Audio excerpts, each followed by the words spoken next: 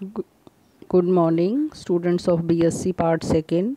मैं डॉक्टर हर्ष मल्होत्रा आपको thermodynamics and statistical physics का पेपर पढ़ा रही हूँ, जो आपका फर्स्ट पेपर है।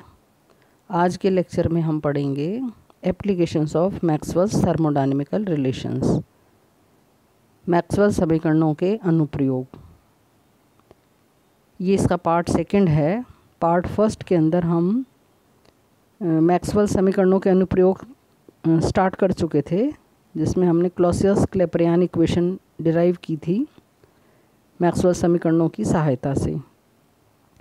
आज दूसरा एप्लीकेशन हम आपको कराने जा रहे हैं, और ये है आपका ratio of adiabatic and isothermal coefficients of elasticities, यानी गैसों के रुद्रोष्म एवं समतापी प्रत्यास्था गुणांकों का अनुपात ज्ञात करना। Ratio of adiabatic and isothermal coefficients of elasticities, यानी हमें रेशो कैलकुलेट करनी है, अनुपात निकालना है गैसों के रुद्रोष्म और समतापी प्रत्यास्था गुणांकों का। अब सबसे पहले इसको डिराइव करने से पहले कुछ चीज़ें आपको पता होनी चाहिए कि एडियाबैटिक प्रोसेस किसे कहते हैं। सभी जानते हैं बच्चों, एडियाबैटिक प्रोसेस किसे कहते हैं। एडियाबैटिक प्रोसेस जिसमें नो ट्रांजैक्शन ऑफ हीट का कोई आदान प्रदान नहीं हो रहा है। It means delta Q is equal to क्या है, ज़ीरो है। So according to thermodynamics entropy remains constant. कैसे पता चला? थर्मोडायनेमिक्स के दूसरे नियम से। थर्मोडायनेमिक्स का दूसरा नियम क्या कहता है आपका? ds बराबर क्या होता है, dq अपॉन टी। अब यदि dq ही आपका ज़ीरो है, so there will be no change in ds में कोई चेंज नहीं हो रहा है, यानी ds is equal to zero. ds is equal to zero का अर्थ क्या है? Change in entropy is equal to zero means entropy remains constant. तो गैसों का रुद्रोष्म प्रत्यास्था गुणांक ज्ञात करने के लिए सबसे पहले जो चीज़ हमको पता चली वो ये है कि इस प्रोसेस में एंट्रोपी नियत रहती है, एंट्रोपी रिमेन्स कांस्टेंट। अब है इलास्टिसिटी की परिभाषा क्या है। हम जानते हैं, सभी पढ़ चुके हो, आप मैकेनिक्स के अंदर भी पढ़ चुके हो कि इलास्टिसिटी, इन्हें प्रत्यास्थता किसे कहते हैं। ये होती है आपकी स्ट्रेस अपॉन स्ट्रेन, ठीक है, प्रतिबल बटा विकृति। उन दोनों का जो अनुपात होता है प्रतिबल और विकृति का, वो कहलाती है हमारी इलास्टिसिटी या प्रत्यास्था गुणांक। अब हम गैस के संदर्भ में यदि हम बात करें, स्ट्रेस बराबर क्या होता है, फोर्स पर यूनिट एरिया, यानी क्या बन गया आपका, प्रेशर हो गया। सो स्ट्रेस की जगह हमने लिख दिया डेल्टा पी। स्ट्रेस की जगह क्या लिखा है हमने? स्ट्रेस की जगह लिख दिया हमने डेल्टा पी। अब है नीचे है आपका स्ट्रेन। अब गैस के अंदर जो स्ट्रेन होगा, यानी उसकी जो विकृति आएगी, वो किस में आएगी? जब आप प्रेशर बढ़ा दोगे तो अंडरस्टूड है कि उसका वॉल्यूम चेंज होगा, और वॉल्यूम क्या होगा उसका, कम होगा। जैसे जैसे हम प्रेशर बढ़ाते जाएंगे वॉल्यूम कम होता चला जाएगा, तो स्ट्रेन जहाँ है वहाँ आ जाएगा आपका किस में डायमेंशन में चेंज हुआ है, वॉल्यूम की डायमेंशन में चेंज हुआ है। So that is equal to delta V upon V. लेकिन साथ ही क्या होगा, माइनस में होगा, वॉल्यूम हमारा क्या होगा, कम होगा। तो इसलिए हमारे पास जो परिभाषा बनकर आ गई है इलास्टिसिटी की, रुद्रोष्म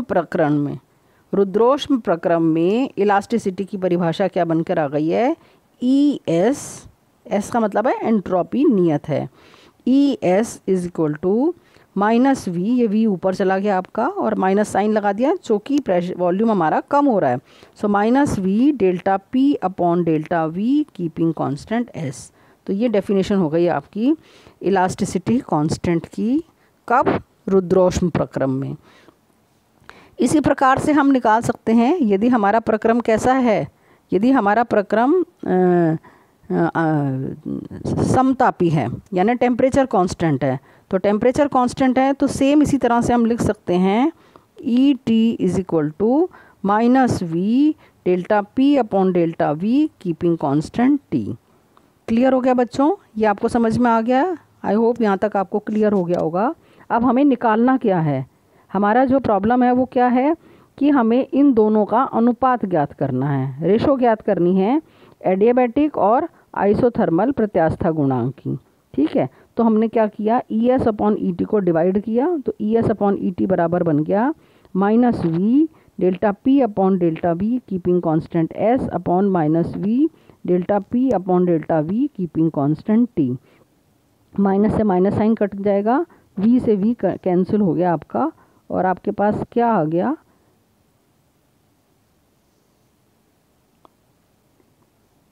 ई S upon E T is equal to minus E S upon E T is equal to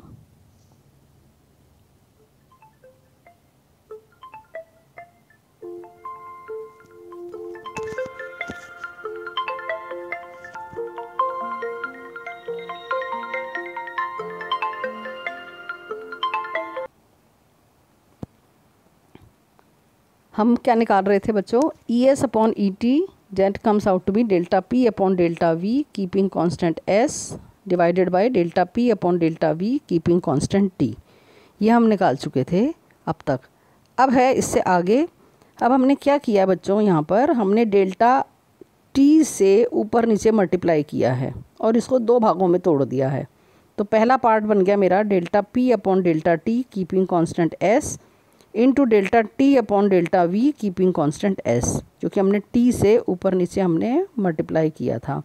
इसी तरह से डिनोमिनेटर के अंदर हम डेल्टा एस से ऊपर नीचे मल्टीप्लाई करके इसको दो भागों में तोड़ देंगे। तो पहला भाग बन गया मेरा delta P upon delta S keeping constant T into delta S upon delta V keeping constant T. ठीक है, now as we know thermodynamical Maxwell's relations are, ये मैक्सवेल्स के चारों रिलेशंस मैंने लिख दिए हैं यहाँ पर, क्योंकि ये हम पहले डिराइव कर चुके हैं और इनका हमको यहाँ पर इस्तेमाल करना है। इन्हीं का यूज़ करके हम निकालेंगे ई एस अपॉन ई टी की वैल्यू। यही है हमारा को करना था काम। तो मैंने क्या किया, यहाँ पर मैक्सवेल्स के चारों संबंध आपको लिख दिए हैं ताकि आपको अगला स्टेप करने में आसानी हो।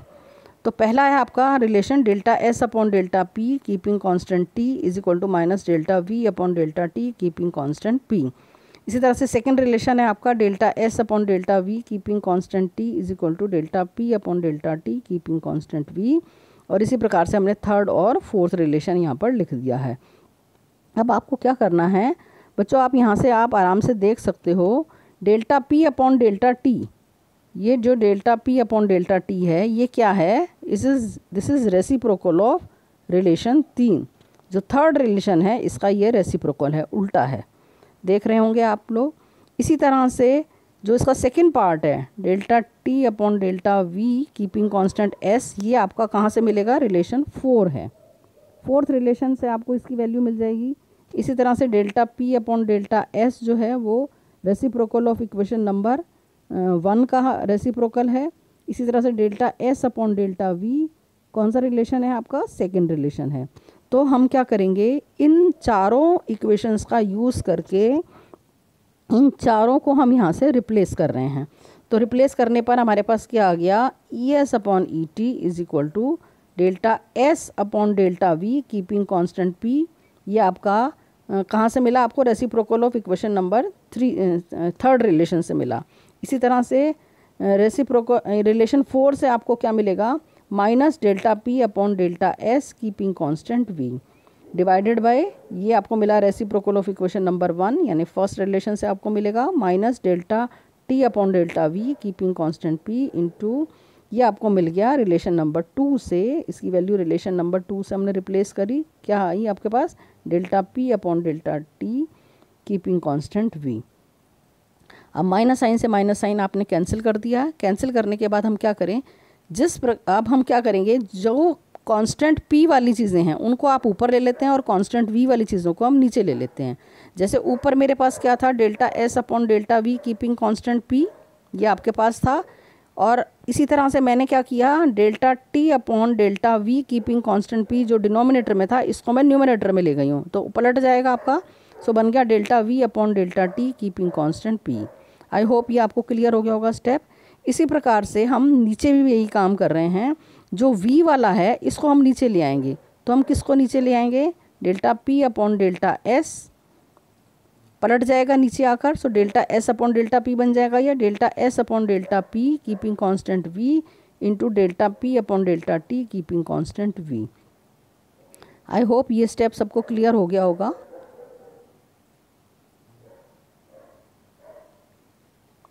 अब क्या करेंगे, हमने जिस प्रकार से ऊपर हमने पहले तोड़ा था इसी प्रकार से हम इस स्टेप को हम यहाँ पर कंबाइंड कर रहे हैं। यानी ये वाला जो स्टेप है इसको हमको कंबाइंड करना है। कंबाइन करना है यानी इकट्ठा ले आएंगे। इकट्ठा ले आएंगे तो delta V upon delta we आपस में कैंसिल हो गया और आपके पास क्या बन गया, delta S upon delta T keeping constant P, और नीचे बन गया आपके पास delta S upon delta T, delta P cancel हो जाएगा, delta S upon delta T keeping constant V. अब थर्मोडायनेमिक्स के दूसरे नियम से डी एस बराबर क्या होता है, डी क्यू अपॉन टी, तो टी से टी कैंसिल हो जाएगा आपका और आपके पास डेल्टा एस की जगह मैं लिख सकती हूँ D Q upon D T keeping constant P, नीचे आ जाएगा D Q upon D T keeping constant V. और ये क्या है हमारी specific heat at constant pressure, this is denoted by CP।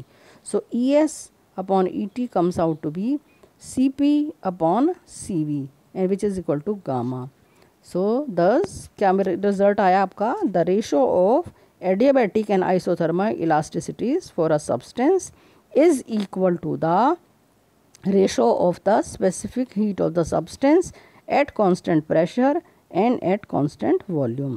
अर्थात ES और ET का अनुपात किसके बराबर हो जाता है, विशिष्ट ऊष्मा स्थिर दाब पर और विशिष्ट ऊष्मा स्थिर आयतन पर, इन दोनों के अनुपात के बराबर आ जाता है। और इन दोनों का अनुपात किसके बराबर होता है, गामा के बराबर होता है। सो यहाँ आकर हमारा ये आर्टिकल कंप्लीट हो जाता है कि मैक्सवेल्स इक्वेशन की सहायता से किस प्रकार से हम रेशो निकाल सकते हैं एडियाबैटिक और आइसोथर्मल इलास्टिसिटीज़ की। अब आपका जो नेक्स्ट आर्टिकल जो बचा है मैक्सवेल्स रिलेशंस के अनुप्रयोग पर, एप्लीकेशंस पर, जो नेक्स्ट एप्लीकेशन आपके सिलेबस में है वो है जूल थॉमसन कोफिशिएंट की वैल्यू को ज्ञात करना। और जूल थॉमसन एक्सपेंशन क्या है ये हम नेक्स्ट यूनिट के अंदर हम डिटेल में पढ़ेंगे। It is a technique, it is an experiment with the help of which we can calculate the low temperature of the gas. किसी भी कोई भी गैस आपके पास है उसका यदि टेम्परेचर आपको कम करना है तो हम जूल थॉमसन एक्सपेंशन का प्रयोग करते हैं और उसके बाद हम निकालते हैं यहाँ से जूल थॉमसन कोफिशिएंट निकालते हैं। यहाँ इसको हम डिटेल में हम नेक्स्ट यूनिट में पढ़ेंगे, ये आपके सिलेबस में है। यहाँ केवल आपको क्या ज्ञात करना है, जूल थॉमसन कोफिशिएंट की वैल्यू को ज्ञात करना है मैक्सवेल्स थर्मोडायनेमिकल रिलेशंस की सहायता से। सो नेक्स्ट आर्टिकल में, नेक्स्ट लेक्चर के अंदर हम ये आर्टिकल कंप्लीट कर लेंगे और उसके बाद यहाँ आने के बाद आपकी ये यूनिट कंप्लीट हो जाती है। उसके बाद हम नेक्स्ट यूनिट यानी सेकेंड यूनिट आपकी स्टार्ट करेंगे। Thank you.